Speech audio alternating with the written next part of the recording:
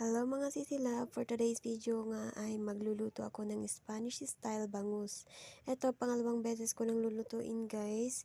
Niluto ko na to nung nangangasambay pa ako, nung COVID. Doon ako nagsimulang magluto-luto kung ano-ano. So ayan, nilayer ko muna ng carrots at saka bawang at saka laurel bago ko ilagay yung ating bangus. Kasi kailangan nito may first layer para hindi dumikit yung bangus dun sa ating pinaka lalagyan o sa kaldero.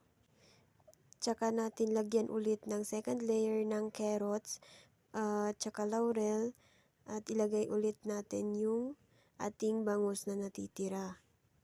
Dapat nga yung lutuan nito guys ay pressure cooker, pero wala akong pressure cooker kaya dito ko na lang siya lulutuin. Pero mas maganda sana kung sa pressure cooker siya ilalagay. So ayun guys, pagkalagay ko niyan, lagyan ko ulit, itatap ko na lang yung laurel, paminta at saka yung bawang. Tsaka naman natin siya lagyan ng ating olives. Mahal ng olives. Tapos lagyan natin siya ng oyster.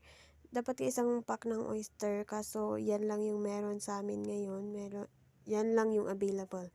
Tsaka natin siya lagyan ng konting asin kasi kanina nga nababad na yan ng asin, kaya konti lang yung ilalagay natin. Tapos nilagyan ko na yun ng konting olive oil. Tsaka nilagyan ng garlic paste. So yun lang, kain. Bye!